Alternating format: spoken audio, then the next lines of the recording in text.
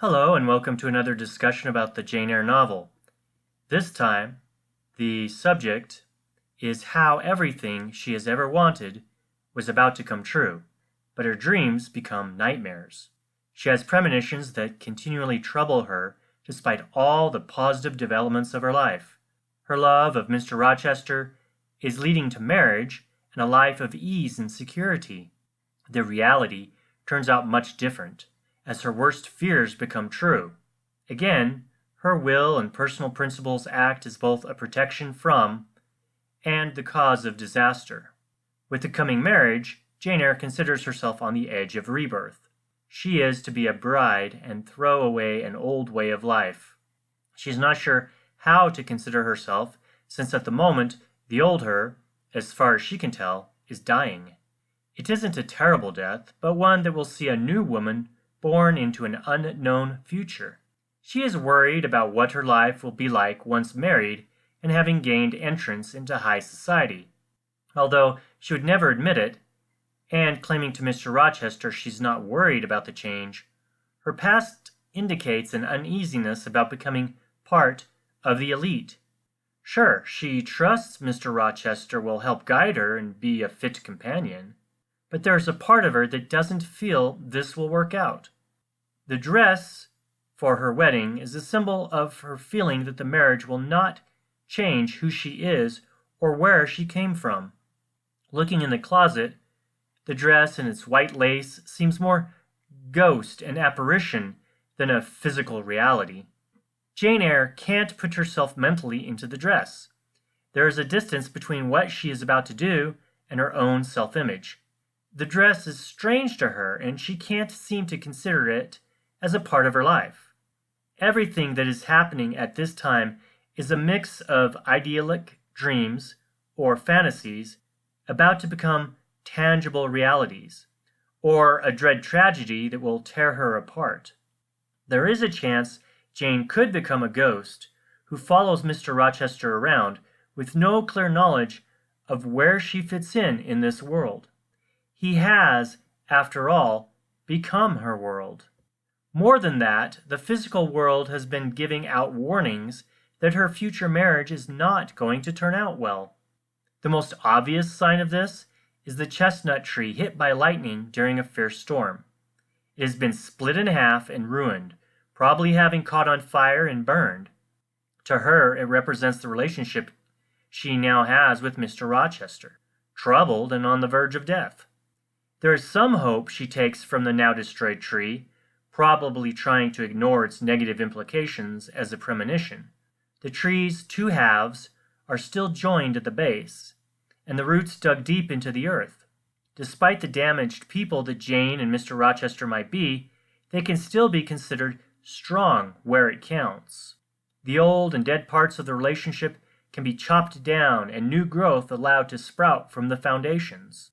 If this was the only premonition she had, Jane could simply accept the positive spin and allow the dream to go on with no other events in the night troubling her. But on the morning, the day before the wedding, Jane worried constantly about the return of Mr. Rochester from some business. An event happened in the night that she desperately wanted to tell him about. She couldn't wait for Mr. Rochester to come home in hopes that he might have some answers. Looking out her window, she saw clouds gather around a blood-red moon. The moon came in and out of view before finally becoming completely hidden by storm clouds. Since Jane Eyre seems to assume the moon as a representation of her life, the red blood color signals a dangerous future. The clouds' continual showing and then hiding of the moon makes Jane question the future. Unlike up to this point, at least since before leaving the Reeds' home, she at least has an idea of what her future will look like. It may not have been something she wanted, but at least there was something she could grasp and try to achieve. At this time, regardless of the possibilities presented by the marriage, her future is hidden. Any glimpses she might have were filled with gloom and disorientation. This should be the happiest day of her life, and yet inside, she is struggling with what it all means. She sees Mr. Rochester in the distance and runs to him once a full storm has started. This storm indicates yet another physical manifestation of disastrous consequences. She meets him on the road and they ride back together. This running toward him after seeing him arriving in the distance echoes a dream she had that ended up with a terrible ending. This similarity might be why she at first told him of a dream and not the main event that she's most frightened about. In this dream, she's holding a baby in a dilapidated and scorched Thornfield Hall, running frantically up some stairs. The weather, like when she met Mr. Rochester in life returning from a trip, was a downpour of rain. She gets to the top of the dream mansion and looks out to see Mr. Rochester approaching, again like what happened in her life. However, instead of witnessing him approaching, in the dream it seems that no matter how much the horse is riding and galloping toward the hall, he is getting further away from her. She tries to hold the baby for dear life while reaching out to him.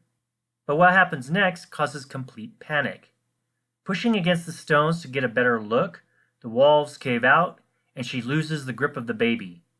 The final scene in the dream is the mansion falling, her falling, and the baby falling, with Mr. Rochester still becoming more distant. Looking closely at the dream and knowing how Jane feels about the marriage, it is easy to understand the message. The baby is her rebirth she is clinging to hold on to, yet fearful it will slip away. The now burned out and destroyed hall is how fragile her relationship to the place she currently lives and works at has become. Most of all, she is afraid that the marriage will, in reality, lead to Mr. Rochester distancing himself from her and not the romantic strengthening of the relationship. It is a frightful vision, but not the worst. This was only a dream, but something happened at night that had a real impact on her. Waking from that dream, she stood in near darkness, at first thinking she was naturally alone. With her eyes adjusting, Jane saw a woman in the room with her. At first, she thought it was the servant Sophie with the candle, but with a closer look, it wasn't. She didn't recognize the woman who was like a ghost, and yet she was a very real person standing in her room. Jane describes the incident as more curiosity than out of fright while it was happening.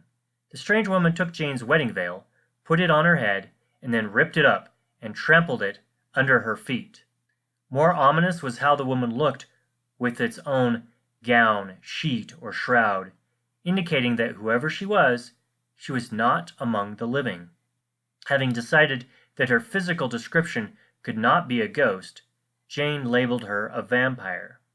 This would be someone who is sucking the life out of her. Now this vision sat between dream and reality, and Mr. Rochester tried to take advantage of this possibility. He insists that it was partly in her mind, a waking dream. Someone had entered her room, but Jane was not fully awake to the point of recognizing that person. Jane, of course, insists that wasn't the case, and she was fully aware of what was happening. She cannot easily forget what she saw, and he wants her to ignore it and move on. Besides who the woman ends up turning out to be, her actions that night do represent a lot of foreshadowing about what will happen. Not known by Jane Eyre, another woman she doesn't know will enter her life. This woman has entered her already dreamlike preparations for marriage and has become a threat. Once the actual secret of Mr. Rochester's past is revealed, the mystery woman will have split the two apart and trampled on the future the marriage was supposed to bring. Any reader of the novel will have realized by now that Jane and Mr. Rochester, at least at this point in the story, will not get together. The only question is how things will play out to lead to the split in the relationship. Obviously, there is another woman in the story that has been hinted at continually throughout the book. Who that is will eventually be discovered, and no doubt at the wedding. The morning of the wedding shows no sign of a positive outcome, despite all preparations. Putting on the dress did not change Jane Eyre's perception of herself as a soon-to-be married woman. She looks at her now robed and veiled figure and doesn't recognize the person. She is a stranger to herself. Once again, no matter how close she gets to becoming Mr. Rochester's wife, she can't believe what she is experiencing. It is like an out-of-body experience where she is more observer than participant. Even the groom has a detached presence about him that Jane can't seem to gain access to and fully realize. She's looking at him as he looks around and seems always searching for something. He tries to hurry the process along, and in doing so has cut off Jane Eyre from them experiencing together what is supposed to be the most important day of their life, as a soon-to-be couple.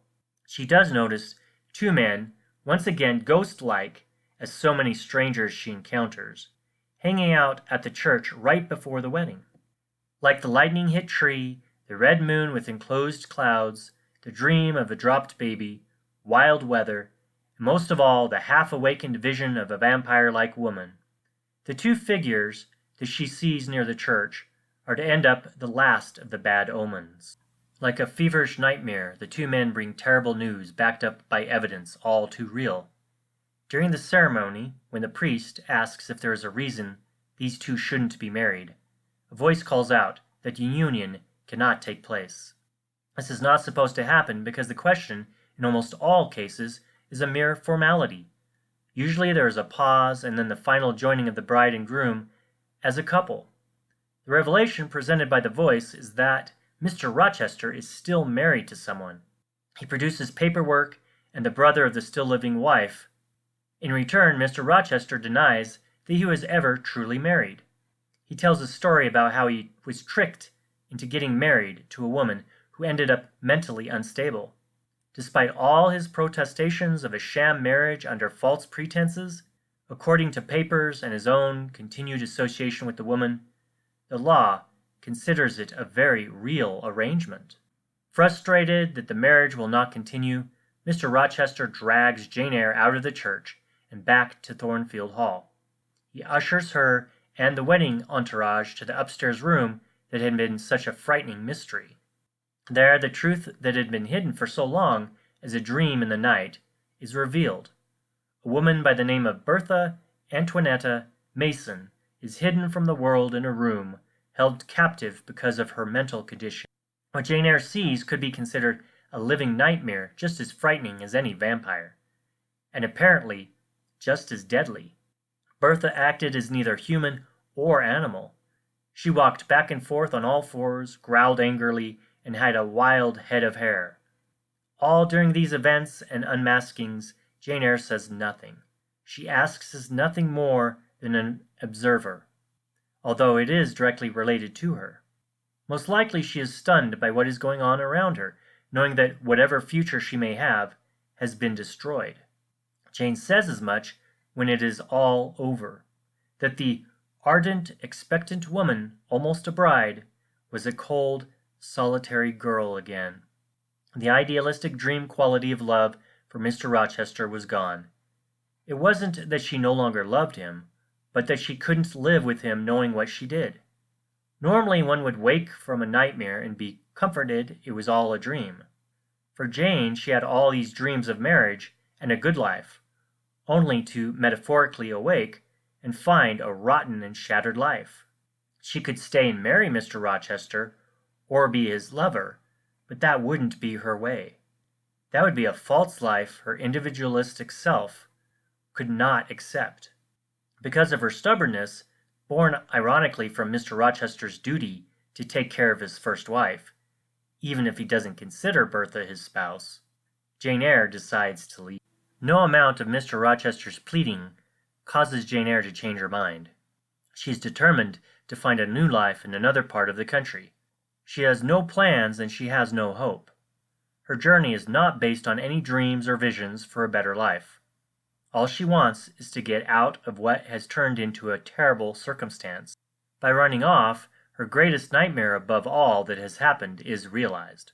She is thrust into poverty with no money, no roof over her head, and only the clothes she is wearing on her back. From the time she was a child, it was explained to her that only the most wicked ended up with no money. Even a person of high moral standards becomes poor. They would eventually become one of the wicked roaming the world begging for substance. The greatest threat was that someone would throw her out of lodging and leave her with nothing. Because of her learned fear of the beggar as evil, she refuses to acknowledge that that is what she has become. All she has to do, she tells herself, is find a new job or position. That would turn things around. On the threshold of starvation and death, a mirage in the dark night saves her life. At first, she sees a light in the distance as she stumbles in a forest looking for shelter.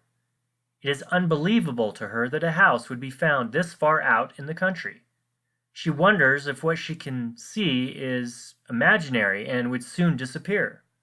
Nevertheless, she sees a place to get help and finds it to be real.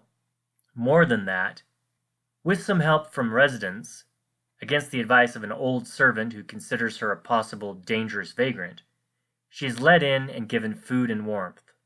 Although she still has no vision or dream of a future, at least, because of charity of others, she has a fighting chance at another life, if not a better one. Dream and reality are a constant theme between the time Jane Eyre is engaged to be married and when she is finally rescued from starvation.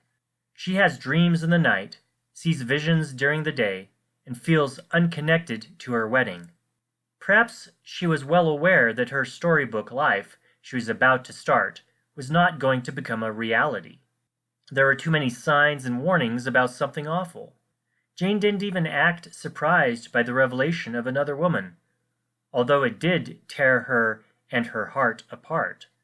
The story could have ended with her tragic fate alone and starving, but a final rescue gives her another chance to live and find that future she so desperately is seeking. Click the subscribe button and notification bell to not miss the next installments and analysis.